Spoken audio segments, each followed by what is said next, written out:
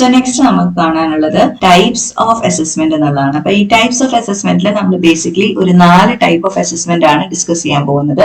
First one is practice based assessment, second വരുന്നത് evidence based assessment, third വരുന്നത് performance based assessment, finally it is examination based assessment. അപ്പൊ ഈ ഒരു 4 types of assessment എന്തൊക്കെയാണെന്ന് നമുക്ക് detail ആയിട്ട് തന്നെ നോക്കാം. So first one is practice based assessment. Practice based assessment എന്ന് പറഞ്ഞാൽ എന്താണ്? It's evaluating how far students apply efficiently the knowledge and skills they have learned in the true professional settings. അതായത് students എന്ത് ചെയ്യുന്നുണ്ടാവും? Theoretically പല കാര്യങ്ങളും പഠിച്ചിട്ട് വരുന്നുണ്ടാവും അല്ലെ?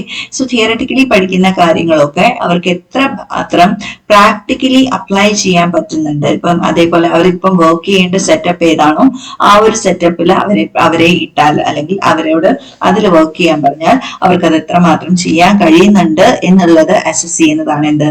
പ്രാക്ടീസ് ബേസ്ഡ് അസസ്മെന്റ് എന്ന് പറയുന്നത്. ഇപ്പൊ അതിന് എക്സാമ്പിൾ പറഞ്ഞു കഴിഞ്ഞാൽ നമ്മൾ B.Ed നമുക്ക് എന്തുണ്ട്? പ്രാക്ടീസ് സെഷൻ ഉണ്ട്. പ്രാക്ടീസ് സെഷൻ എന്നല്ല, ശരിക്കും നമ്മൾ എവിടെ പോകുന്നുണ്ട്? ടീച്ചിങ് പ്രാക്ടീസിന് പോകുന്നുണ്ട് അല്ലെ? ടീച്ചിങ് പ്രാക്ടീസ് എന്ന് പറയുന്നത് എന്താണ്? It's a part of assessment അല്ലെങ്കിൽ it's a part of learning and assessment എന്ന് നമുക്ക് പറയാം. എന്തിന്? നമ്മളിപ്പോ പ്രാക്ടിക്കലി നമ്മൾ വൺസ് B.Ed കംപ്ലീറ്റ് ചെയ്ത് ഒരു സ്കൂളിൽ പോയി കഴിഞ്ഞാൽ എങ്ങനെ പഠിപ്പിക്കണം അല്ലെ? ആ ഒരു പ്രാക്ടിക്കൽ പ്രൊഫഷണൽ സെറ്റപ്പിൽ നമ്മൾ എങ്ങനെ പഠിപ്പിക്കുന്നു എന്ന് ഇവാലുവേറ്റ് ചെയ്യുന്ന ആ ഒരു തരം അസസ്മെന്റിനെയാണ് നമ്മൾ എന്ത് പറയുന്നത്? Practice based assessment. ഇപ്പൊ നമ്മളോട് പറയുകയാണ്, ഇപ്പം ഒരു സ്കൂളിൽ നമ്മൾ ഇന്റർവ്യൂവിന് പോയി അവരെന്ത് പറയുന്നുണ്ടാവും? ക്ലാസ് എടുത്ത് കാണിക്കാൻ പറയും അല്ലെ?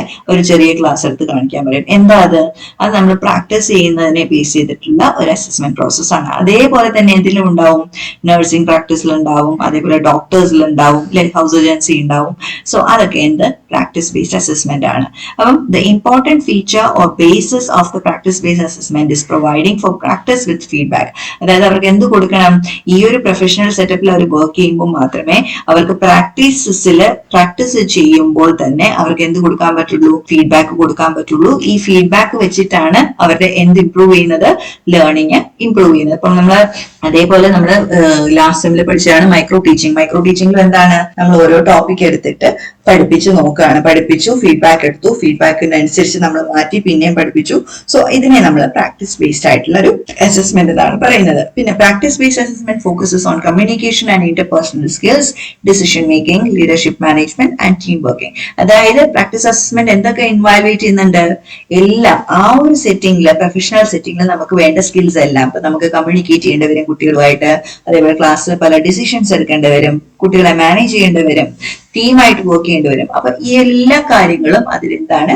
ഇൻക്ലൂഡഡ് ആണ്. അതിനെയാണ് നമ്മൾ പ്രാക്ടീസ് ബേസ്ഡ് അസസ്മെന്റ് എന്ന് പറയുന്നത്. രണ്ടാമത് വരുന്നതാണ് evidence based assessment. Evidence based assessment എന്ന് പറഞ്ഞാൽ എന്താണ്? Evaluating student achievement of expected learning outcomes is referred to as evidence based assessment. അതായത് എന്താണ്? അവിടെ നമുക്കൊരു set of expected learning outcomes ഉണ്ട്. അപ്പൊ ആ ഒരു ലേണിംഗ് ഔട്ട്കംസ് അവിടെ വരെ എത്തിയിട്ടുണ്ടോ എന്ന് ഇവാലുവേറ്റ് ചെയ്യുന്നതിനെയാണ് നമ്മൾ എന്ത് പറയുന്നത്? എവിഡൻസ് ബേസ്ഡ് അസസ്മെന്റ് എന്ന് പറയുന്നത്. ഫോർ എക്സാമ്പിൾ അവർ പറഞ്ഞിട്ടുണ്ട് എന്താണ്? ഓറൽ ക്വിസ് ആയി, ടെസ്റ്റുകളായി, പിന്നെ എന്താണ്? പ്രാക്ടിക്കൽ വർക്ക്സ് ആയി, ചാർട്ട് ഉണ്ടാക്കുന്നത്, ഡയഗ്രാം ഉണ്ടാക്കുന്നത്. അപ്പൊ അങ്ങനെയൊക്കെ ഉള്ളത് എന്താണ്? ഫോർമേറ്റീവ് അസസ്മെന്റിൽ വരുന്നുണ്ടാവും. പിന്നെ എന്താണ്?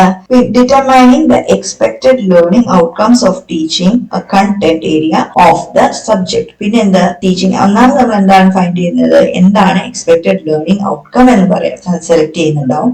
അത് കഴിഞ്ഞ് ഈ ഒരു ലേണിംഗ് ഔട്ട്കംസ് അച്ചീവ് ചെയ്യാൻ വേണ്ടിയിട്ട് നമ്മുടെ ടീച്ചിങ് ലേണിംഗ് പ്രോസസ് എന്താണെന്ന് മനസ്സിലാക്കുന്നുണ്ടാവും. അപ്പം ഈ രണ്ട് കാര്യങ്ങൾ ചെയ്ത് കഴിഞ്ഞാൽ നമ്മൾ എന്ത് ചെയ്യും? അതായത് നമ്മൾ ടീച്ചിങ് ലേണിംഗ് പ്രോസസ്സ് കഴിഞ്ഞു കഴിഞ്ഞാൽ അത് അവർക്ക് കിട്ടിയോ കിട്ടിയില്ലേ എന്നറിയാൻ വേണ്ടിയിട്ട് നമ്മൾ അവർക്ക് ഒരു ക്വിസ് കൊടുക്കുവോ, അല്ലെങ്കിൽ ഒരു ഓറൽ ടെസ്റ്റ് കൊടുക്കുവോ, അല്ലെങ്കിൽ അവരോട് ഒരു ചാർട്ട് ഉണ്ടാക്കി കൊണ്ടുവരാൻ പറ്റുമോ, പറയോ, അങ്ങനെയൊക്കെ ചെയ്ത് കഴിഞ്ഞാൽ അതൊക്കെ എന്താണ്?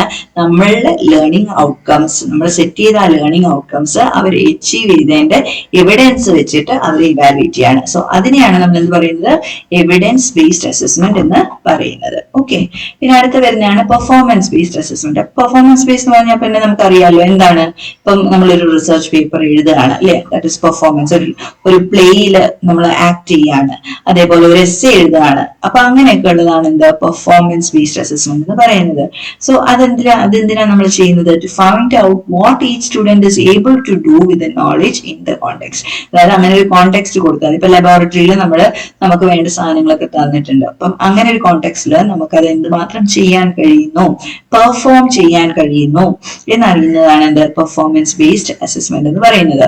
സോ പെർഫോമൻസ് പറയുന്നത് എന്താണ്, ഒരു ഡൈനാമിക് പ്രോസസ് അല്ലേ. അപ്പൊ സ്റ്റുഡൻസിനോട് എന്താ പറയുന്നത്, ആക്റ്റീവായിട്ട് പെർഫോം ചെയ്ത് കാണിക്കാനാണ് പറയുന്നത്. അതിനെ നമ്മൾ പെർഫോമൻസ് ബേസ്ഡ് അസസ്മെന്റ് എന്ന് പറയും. ഫൈനലി വരുന്നതാണ് എക്സാമിനേഷൻ ബേസ്ഡ് അസസ്മെന്റ്. അപ്പൊ എക്സാമിനേഷൻ ബേസ്ഡ് അസസ്മെന്റ് നമുക്ക് ഇപ്പൊ അറിയാവുന്ന അസസ്മെന്റ് തന്നെയാണ് അല്ലെ. എന്താണ്, നമുക്കൊരു എക്സാം ഉണ്ടാവും, ആ ഒരു എക്സാമിൽ നമുക്ക് ഇത്ര ഇൻസ്ട്രക്ഷൻസ് ഒക്കെ വെച്ചിട്ട് എക്സാമിനേഷൻ തന്നിട്ടുണ്ടാവും, അവിടെ നമ്മളെ ഒരാൾ ഇവാലുവേറ്റ് ചെയ്യും. അപ്പം ഈ ഒരു എക്സാമിനേഷന്റെ റിസൾട്ട് എന്താണോ, റിട്ടേൺ ടെസ്റ്റ് ആയിരുന്നെങ്കിൽ അതിന്റെ റിസൾട്ട്, ഓൺ സ്ക്രീൻ ടെസ്റ്റ് ആണെങ്കിൽ അങ്ങനെ, അല്ലെങ്കിൽ പ്രാക്ടിക്കൽ ടെസ്റ്റ് ആണെങ്കിൽ അങ്ങനെ. അപ്പൊ ഈ ഒരു എക്സാമിൽ നമ്മൾ എങ്ങനെ പെർഫോം ചെയ്തു അത് ബേസ് ചെയ്തിട്ട് നമ്മളെ അസസ് ചെയ്യുന്നതിനെയാണ് നമ്മൾ എന്ത് പറയുന്നത്, എക്സാമിനേഷൻ ബേസ്ഡ് അസസ്മെന്റ് എന്ന് പറയുന്നത്. അത് വേണമെങ്കിൽ നമ്മുടെ കോഗ്നിറ്റീവ് സ്കിൽസിനാവാം, നമ്മുടെ എന്താ പറയാ ഓരോ ക്ലാസിന്റെ അസസ്മെന്റ് ആവാം, സ്കില്ലിന്റെ അസസ്മെന്റ് ആവാം, ആറ്റിറ്റ്യൂഡിന്റെ അസസ്മെന്റ് ആവാം.